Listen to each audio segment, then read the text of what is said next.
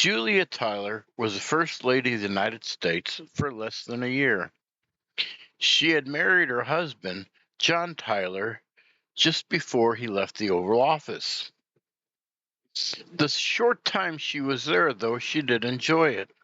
She popularized the waltz and the polka. She took an active role in her husband's politics. She was born on Gardiner's Island, New York. Her father was a landowner. He was also a New York State Senator. Her family was influential in New York. She was educated at home until she was 16 and then went to Chagrin Institute in New York. She liked fashion and at one time posed for an advertisement for a department store with a man, an absolute no-no back then. She would be referred to as the Rose of Long Island. Her family actually even took her to Europe to kind of like avoid the publicity of this for a while. When the family returned, she had numerous courtiers, Supreme Court justices, congressmen, and of course, John Tyler. They first met at a White House function.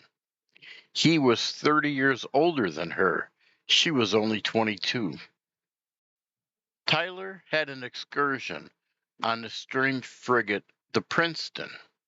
During this event, the main gun called the Peacemaker misfired, and her father was killed, as well as others.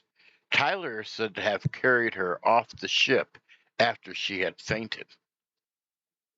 They eventually married on June 26, 1844.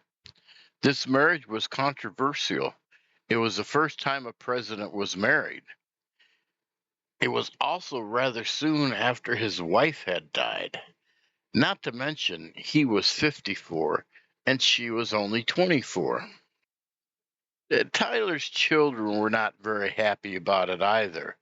Most of the children, though, finally accepted the marriage, but not all.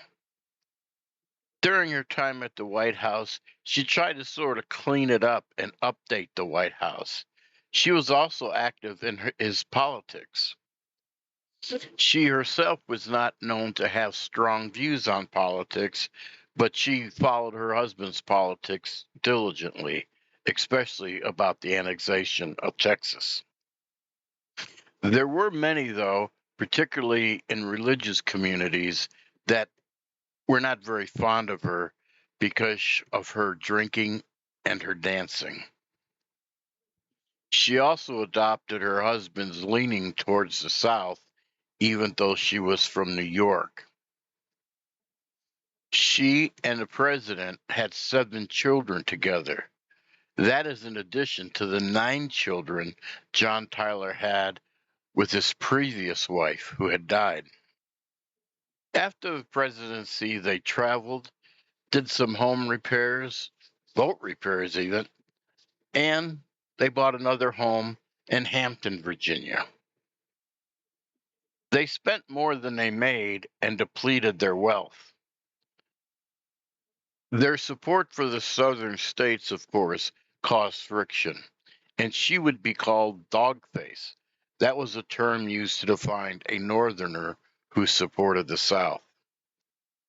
The Tylers became so unpopular during the war that they would send their kids to Europe to go to school.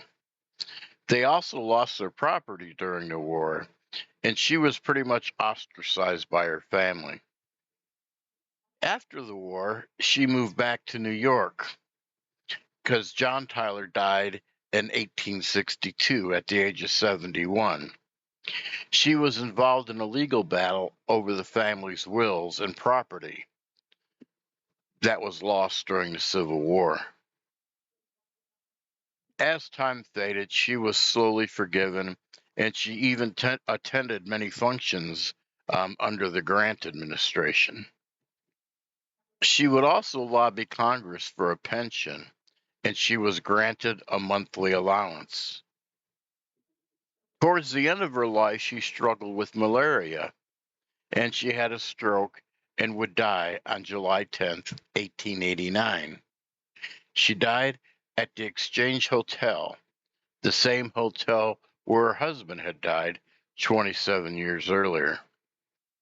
She lived 44 years after leaving the White House. She held the record until Frances Cleveland overtook it.